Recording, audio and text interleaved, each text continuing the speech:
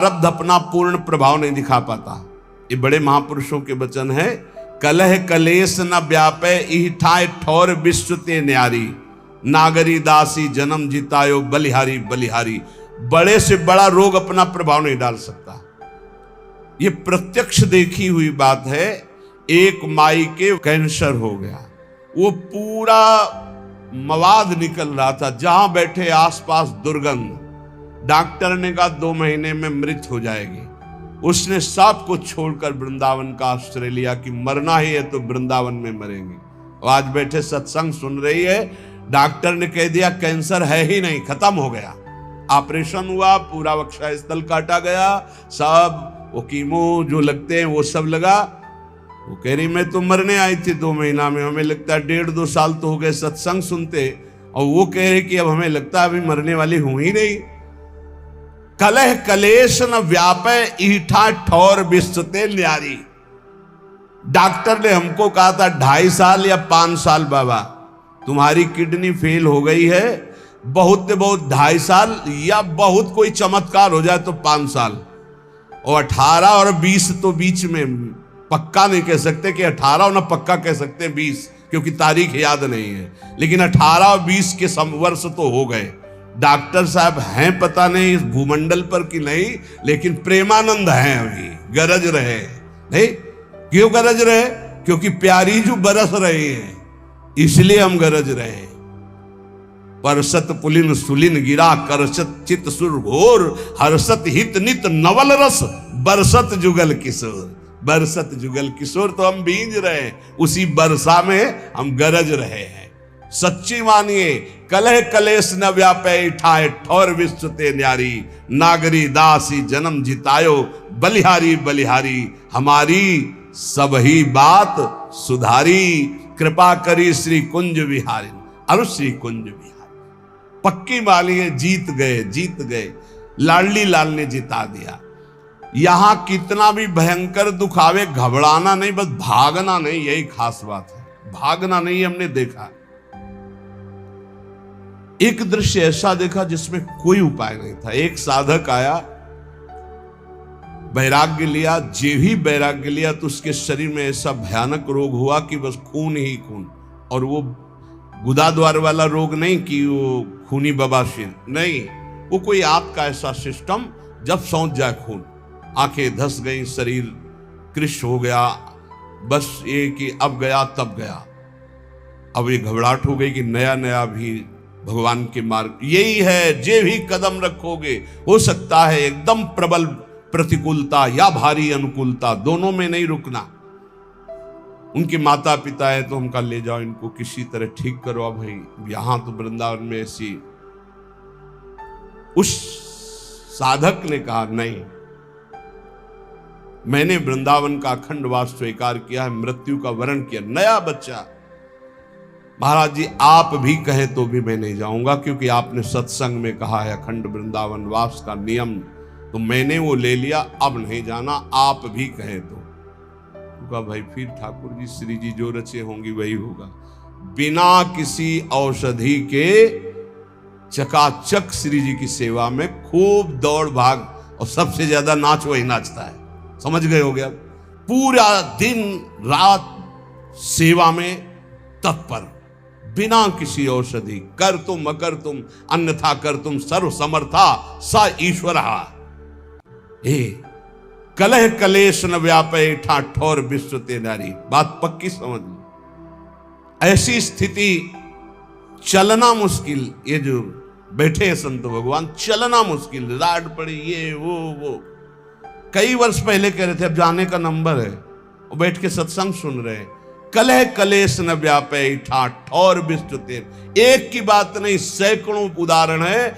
आपके ऊपर भय आएगा पर डरना नहीं, वो भय अभय बन जाएगा, आपके दुख मिटाने वाला। पर डर जाते हैं और बाहर भाग जाते हैं, फिर धोखा हो जाता है। डर जाते हैं, कुछ लोग डर जाते हैं, जिनको सत्संग नहीं मिला डर जाते हैं। अब कौन तुम्हारी सेवा करेगा? चलो ना वृंदावन से, बहू बेटा लड़का सब खूब आराम से जिंदगी व्यतीत होगी। आराम से जिंदगी व्यतीत होगी बहू बेटा के बीच में। अरे आराम से जिंदगी व्यतीत होगी ललिता विशाखा के बीच में। आओ श्री जी, आपको अगर सेवा करानी तो करो आकर, नहीं तो मैं तड़प तड़प कर राधा राधा बोल के मरूंगा, किसी और की आस नहीं करूंगा। तो पक्का सहचरी रूप में तो नहीं आएंगे आपके सामने, लेकिन विविध रूप रखकर सेवा शुरू ना हो जाए तो मुझे बताना। और अगर अंदर दृष्टि में निष्ठा है तो सहचरी रूप भी आ जाएंगी। प्रियाजू की सखियां मिलती तब श्री जी का साक्षात्कार होता है। पहले सखियां, बाद में श्री जी का दर्शन। ऐसे नहीं होता, स्त्री पुरुष भाव से श्री जी का दर्शन नहीं होता, भाव देह से श्री जी का साक्षात्कार होता है। ये लोग जो कहते हैं ना, ये हमें राधा रानी मिल गई तो हम प्रणाम करते हैं। भैया जिसको श्री जी मिल जाए बड़े भाग्य के बाद। फिर जब वार्ता होती है तो खोखलापन देख के लगता है काहे को झूठे कह रहे हो, सच्चाई से लगो तो श्री जी मिल जाएंगी। एक बार हित धाम में थे तो 10-15 लोग पीछे, और एक सखी जी थी, बाल मतलब फूलों के गुथे और सब। तो हमारे पास पहले सूचना आई कि श्री जी का साक्षात्कार किए हुए एक जन आ रहे हैं। अच्छा है, अहोभाग्य। आसन लगाया, सब 10-15 लोग जो थे वो मतलब एकदम, महाराज जी ऐसा ऐसा इनको श्री जी ने साक्षात्कार किया। तो आप कैसे जानते हो, आप थे वहां? बोले नहीं, इन्होंने बताया इनको श्री जी का। हम कहा आओ बच्चा बैठो बैठो, आपकी चरण वंदना, जैसे भी सही आप हमारी श्री जी से अपनापन करते। दृष्टि एक होती है अपनी, अलग अलग कैमरा होता है। मान लो कैमरा ऑफ है ऐसे है तो बात अलग है, कैमरा ऑन है तो आपकी फोटो खींच जाएगी। तो ऑन कैमरा से जब देखा तो उनका बच्चा श्री जी मिली। बोले नहीं, स्वप्न में। उनका बच्चा स्वप्न में श्री जी मिली? बोले नहीं, ऐसे भाव में। तो उनका बच्चा भाव समझती हो? बोले वही तो जानने आए हैं। हमका भैया आप लोग व्यर्थ में ऐसा इसका प्रचार प्रसार करके इसके जीवन को गलत रास्ते में मत डालिए। अभी सही भाव है, बच्चा है, अभी भगवत मार्ग में चले।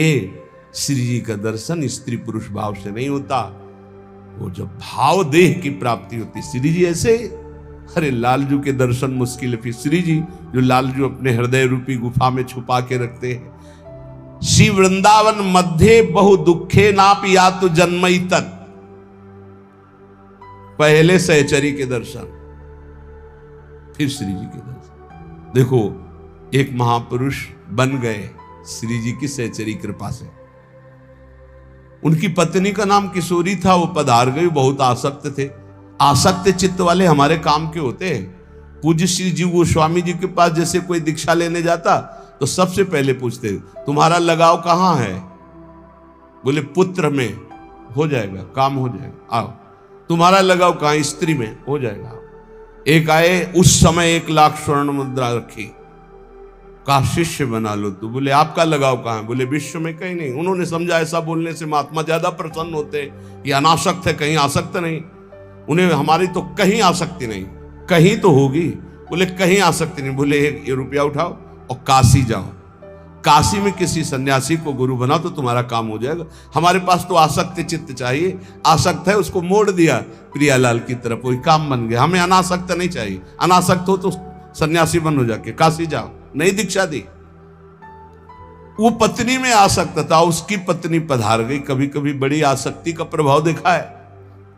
सैमसी में गुरु आश्रम में थे तो एक वयोवृद्ध आए, तो पूजा सुबह करने के लिए बस एक ही छवि निकाल के एक माता जी की रखी। तो हमने सोचा गुरु माता होती है, उनका बड़ी निष्ठा, कोई और भगवान नहीं। अगरबत्ती लगाई बस, मतलब दुखी मन से। हम तो नए अवस्था थे, भगवान कितना उच्च कोटि का भाव इनका गुरु माता पे। तो नजदीक गए, उनका बाबा आपकी गुरु माता है? गुरु माता नहीं, उनका कोई देवी का अवतार है, हमारी पत्नी है। जो कथा शुरू की है सो पीछे खसक लिए। हम समझ रहे, हम मानते हैं आप पत्नी में भी भगवत भाव करें तो आपको भगवत प्राप्ति हो जाएगी, क्योंकि सब जगह भगवान, लेकिन भगवत भाव नहीं, वहां आसक्ति का भाव। अगर आसक्ति का वही भाव मोड़ दिया जाए प्रभु की तरफ तो बहुत जल्दी लाभ मिल जाता है, क्योंकि आसक्त चित्त होता है। जैसे बिल्व मंगल जी केवल चिंतामणि में आसक्त, तो मोड़ कर दिया तो इंद्रनील मणि में आसक्त होने में देर थोड़ी लगी। वो स्वामी तुलसीदास जी पत्नी में, प्रिया में ऐसा प्रेम, उनका जितना चाम में उतना राम में करते, ऐसा मोड़ हुआ, महापुरुष बन गए। अब वो इतने बावरे किशोरी, हा किशोरी, धन्य है कि उनकी पत्नी का नाम किशोरी था, क्योंकि परम पावन स्वामिनी जी का नाम किशोरी जी है। अब वो बरसाने कोई दर्शन करने आ रहे थे, तो ऐसे बावरे बने संग आ गए। लोग गए मंदिर दर्शन करने, वो नहीं गए, पहाड़ में चढ़ गए, लता पता एकांत में बस वो अपनी पत्नी का ध्यान करके, किशोरी तुम्हारे बिना जिया नहीं जा रहा। दोपहर व्यतीत की, शाम व्यतीत हुआ, रात्रि में वो एकांत क्षेत्र, तो उनका और भाव बड़ा, चिल्ला करो हा किशोरी। लाडली जू और लालजू, हमारे लाडली लालजू गहवर वन में विहरण कर रहे थे। देख सखी राधा पिय केले, हरिवंश चंद्र जू कह रहे, ये दो खोरी खीरक गिर गहवर, बिहरत कुंवर कंठ भुज मेली।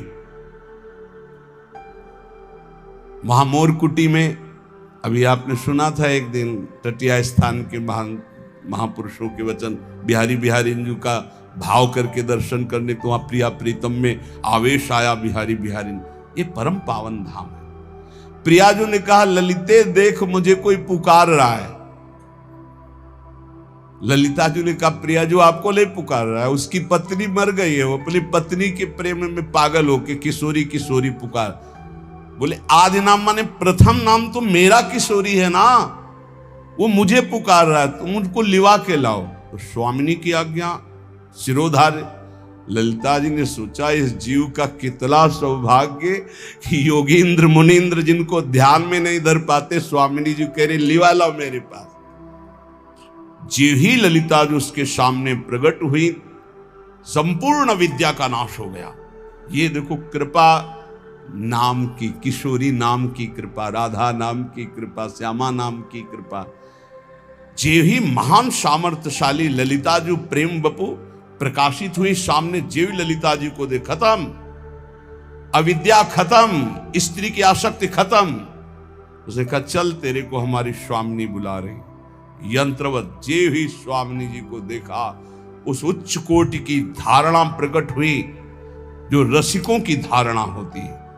तत्काल भाव की प्राप्ति हुई, तत्काल देह भाव छूटा और सहचरी भाव की प्राप्ति। वो बहुत बड़े महान संत बनकर इस धराधाम को पावन किया। श्री अली किशोरी जी, अली किशोरी जी नाम के महाभागवत श्री जी का बड़ा पावन यश गान किया। हमारी स्वामिनी जी का ये ब्रज 84 कोश वृंदावन बरसाना, अगर कहीं यहाँ की रज में तुम्हें कुछ ही दिन वास करने को मिले और आप नाम जप कर रहे हो तो धन्यवाद। और अगर कहीं अखंड वास मिल रहा तो कितना भी दुख आवे छोड़ना नहीं, क्योंकि वो सुख मिलेगा जो किसी साधना से नहीं मिलता। इसलिए कह रहे, श्री वृंदावन मध्य बहु दुखे ना पियात जन्मई तक।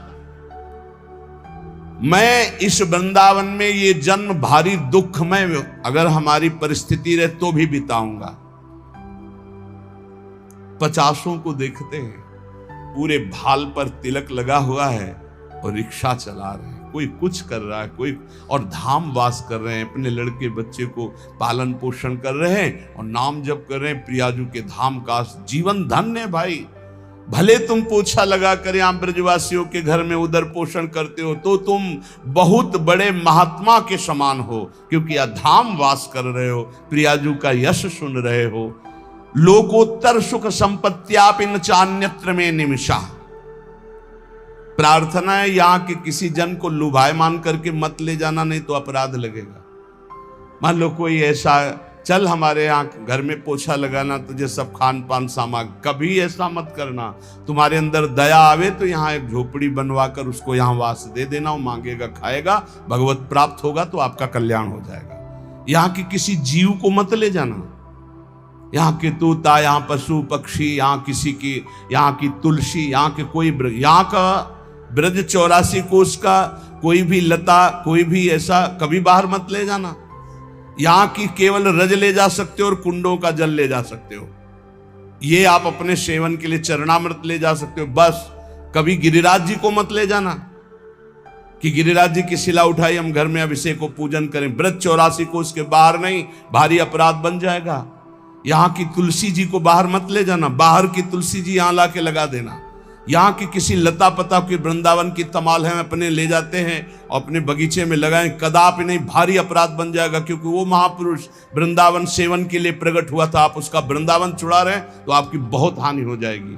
ये सत्संग के द्वारा ही ज्ञान होता है। रजरानी, यहाँ का प्रसाद, यहाँ के कुंडों का जल, यहाँ का चरणामृत, ये ले जा सकते हो आप। बकाया यहाँ की किसी भी जड़ चैतन्य को मत ले जाना। ये सब प्रियालाल के निज जन है, नहीं तो आपका अपराध बन जाएगा कि चलो भाई वृंदावन आए, एक तुलसी का वृक्ष ले चलते हैं, अपने यहाँ लता लगा लेंगे। नहीं नहीं नहीं, बाहर से ले आओ, यहाँ आरोपित करो, यहाँ लगा दो, तो परम पावन वृंदावन वास करा दिया तुलसी जी का। लेकिन यहाँ से कभी बाहर मत ले जाना। यहाँ कोई पशु पक्षी के बच्चे को देखा, चलो हम ले चलते हैं, पालन करते हैं। नहीं नहीं, यहाँ दुख में जीवन व्यतीत करने पर भी उसे प्रियालाल की प्राप्ति होती है। तो वृंदावन में वास करने से क्या मिलेगा? बोले कर तल कलित कपोलो गल दस्तुर्लोचना कृष्ण कृष्णेति बिलपन रहस्य कदा श्याम वृंदारण्येत्य किंचनो धन्यः। हथेली पर कपोल रख के अश्रु प्रवाह करते हुए हा कृष्णा कृष्ण, हा श्यामा श्याम कहकर जोर जोर से किसी लता के नीचे बैठकर रो रहा है। अति दीन भाव होकर के जो रो रहा है, वो सारे जगत को पावन करने की सामर्थ्य रखने वाला, वो कृतार्थ स्वयं हो गया और औरों को कृतार्थ करता है। जो प्रियालाल के लिए ऐसे चिंतन करते हुए अशुभ प्रवाह का हा श्यामा श्याम, हा कृष्णा कृष्ण, हा राधे श्याम, ऐसे रो रहा है।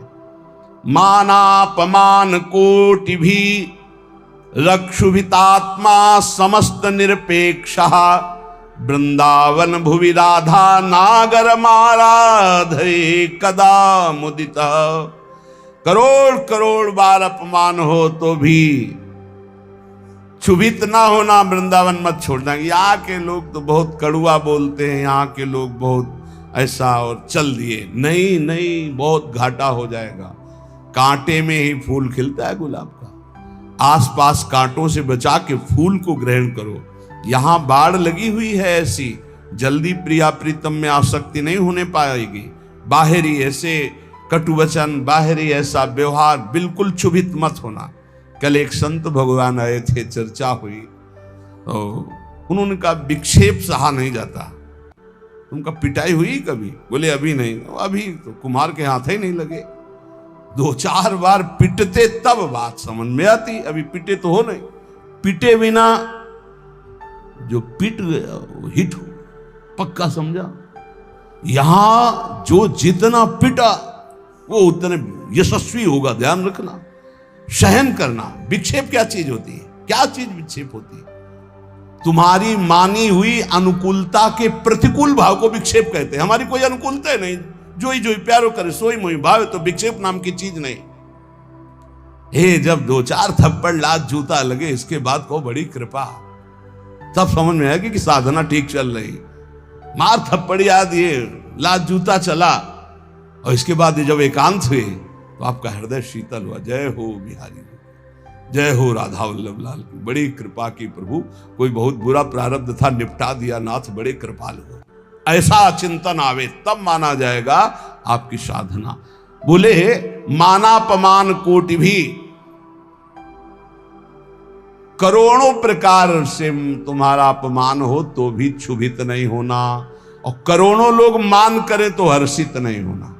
नहीं होगा, ये नहीं होगा। यदि वृंदावन का आश्रय लिए हो, रसिकों का संग करते हो, प्रियालाल में थोड़ा भी नाम जपने का भाव है, तो सामर्थ्य आने लगेगी। ये बहुत ऊंचाई में बैठ गए हो, अपने तो सबसे मिलते हैं ना, पता चलता है 50-50 वर्ष हो गए, अभी साधना का स्वरूप नहीं जाना।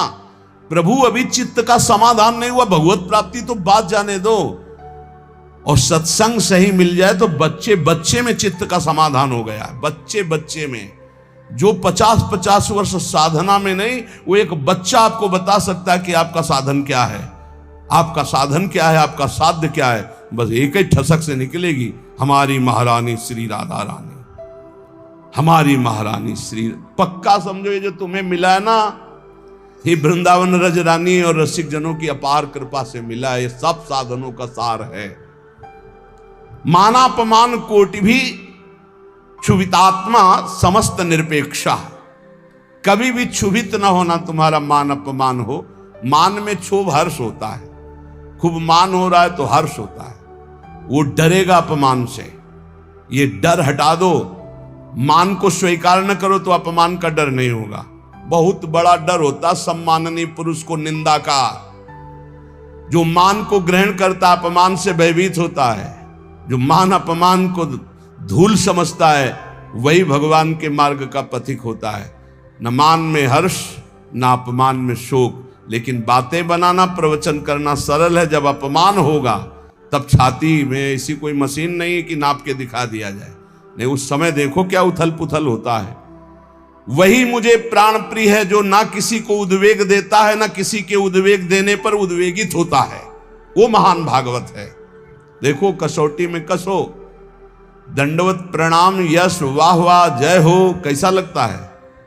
पाखंडी नाटक करता है, फिर कैसा लगता है? अगर दोनों में अंदर ठीक एक ही, बिल्कुल एक ही जगह सुई है, राधा राधा राधा, तो करेक्ट है। और अगर सुई हिली डुली तनिक भी, तो इसका मतलब मानापमान का प्रभाव पड़ता है। मानापमान का जब तक प्रभाव पड़ेगा तब तक आपकी स्थिति अध्यात्म में ठीक मानी नहीं जाएगी। निर्माण अमोहा जित संग दोषा अध्यात्म नित्या विनिवृत्त कामा द्वंद्वैर विमुक्ता सुख दुख संगई। बोले वो तो लगता है विक्षेप जब होता है तो बुरा लगता है। किसको? किसको बुरा लगता है? किस बात के साधक हो, किसको बुरा लग रहा है? बोले मन को। तो तुम मन हो क्या? साक्षी क्यों नहीं बने उस समय जब आपका सम्मान हो रहा था? हर्षित हो गए, अब भोगो अपमान का फल बुरा। अब आपके अंदर द्वेष आएगा, आपके अंदर बुरा भाव आएगा। सम्मान को नहीं भोगोगे तो लिख लो, अपमान बुरा नहीं लगेगा। राग आपका कहीं नहीं होगा तो द्वेष आपको कभी दुख प्रदान नहीं कर सकता। किसी सुख में सुखी नहीं हुए तो कोई दुख आपको दुख दे ही नहीं सकता। वही प्रसन्नता और आनंद को प्राप्त होता है जो सुख दुख समय कृत्वा, जो सुख दुख में समान भाव रखता है। समस्त निरपेक्षा, किसी भी व्यक्ति वस्तु स्थान की अपेक्षा मत रखो। इतने तो बनी जाओ यार, कोई अपेक्षा नहीं। मेरी प्यारी जो मेरे गुरुजी मुझे जैसे रखेंगे मैं वैसे रहूंगा। बिल्कुल किंचन मात्र भी अपेक्षा नहीं। एक इष्टाकार वृत्ति के सिवा हमारा किसी भी से अपेक्षा नहीं रहनी चाहिए। और अपेक्षा रखना ही बहुत बड़ी हानि है। जिंदगी में कभी कोई भगत नहीं बनना चाहिए अपना। पूरे विश्व में एक भी भगत अपना नहीं बनना चाहिए। सब श्यामा श्याम के भगत बने। आप श्यामा श्याम के, सब श्यामा श्याम के।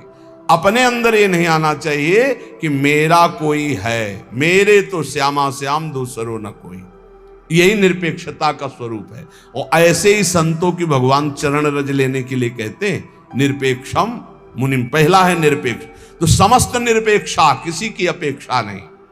वृंदावन भुवि राधा नागर माराधये कदा मुदिता। श्री वृंदावन में आनंदित होकर, चाहे मेरा अपमान हो या मान हो, मैं राधा नागर श्री श्यामा श्याम की आराधना में तन्मय रहूंगा।